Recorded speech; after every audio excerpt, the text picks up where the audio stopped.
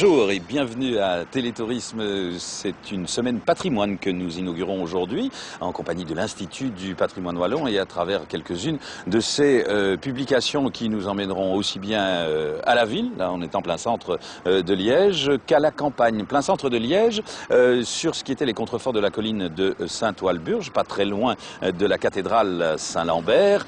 Nous sommes donc sur le site dit des Anglais. En réalité, l'histoire remonte au début du XVIIe siècle, quand les catholiques sont pourchassés, persécutés en Angleterre, quittent le pays. Les familles cherchent un enseignement qui corresponde à leurs convictions pour leurs enfants. Et ce sont les jésuites venus d'Angleterre qui leur prodiguent et ils construisent ces bâtiments en 3 ans seulement à partir de 1614. Après avoir été hôpital et puis désaffectés, ces bâtiments sont aujourd'hui le siège de la direction provinciale, notamment des services d'aménagement du territoire, du logement et du patrimoine. Ça tombe bien, patrimoine, on y retourne. Carnet du patrimoine, je vous le disais, consacré à Couvain, Philippe Marcini.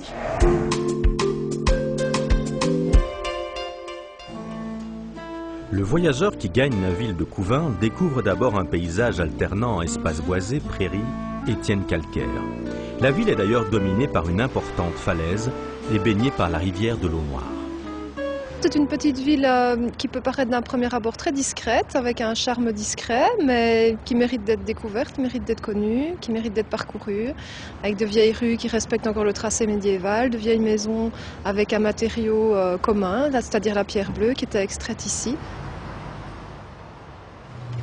Mais voilà, nous sommes au sommet de la ruelle de l'Escalier et cette ruelle s'appelait la ruelle du Posti, donc c'est-à-dire il s'agissait d'un poste de garde dont tu vois le premier soupirant, il y en a d'ailleurs 3, et toute la demeure appartenait au prévôt qui représentait le prince-évêque de Liège. Et il faut imaginer l'époque où il n'y avait rien derrière nous, où on avait une vue sur le vieux pont. Donc le dispositif vraiment de fortification, ça faisait partie du dispositif de fortification. Et en de face, Couvain. l'église était vraisemblablement au point de départ une chapelle castrale, donc nous sommes au même niveau. Donc on est vraiment au cœur des fortifications, et du système défensif de Couvain. Voilà. Cette maquette représente Couvain avant la canalisation de l'eau noire qui a vu disparaître 3 îlots. Voici le premier, voilà le deuxième au niveau du moulin du Rigori et voilà le troisième au niveau du moulin L'Évêque qui était dominé par le château qui au point de départ était la propriété du prince-évêque de Liège. Monsieur le doyen, vous avez ici une superbe église.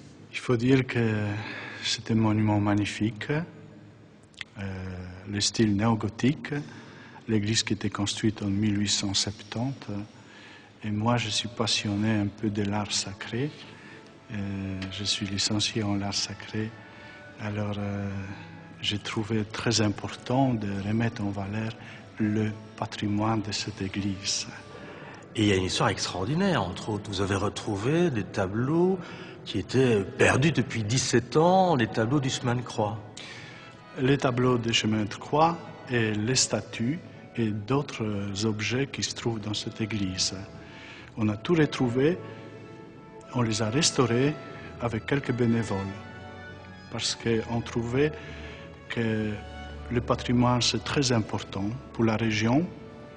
Le patrimoine témoigne de l'identité historique, culturelle et spirituelle des habitants de cette région. Et à mon avis, le patrimoine, c'est également une carte de visite d'une ville ou d'un village. Nous sommes ici dans un superbe endroit. C'est la salle des mariages de l'hôtel de ville. Oui, donc cette salle des mariages a été agrémentée récemment, donc à la fin des années 90, par une tapisserie qui est un exemplaire rarissime, qui date du début du 19e siècle et qui, après une restauration soignée à Gand, a été installée ici dans la salle des mariages. Cette tapisserie se trouvait dans une maison particulière, donc située au Faubourg Saint-Germain, ici à Couvain. Et elle était occupée à l'époque par un officier de la gendarmerie qui a peut-être participé à cette bataille au milieu des armées françaises. Ce n'est pas du tout impossible. Le général Piron naquit à Couvain. Un musée lui est dédié à l'hôtel de ville.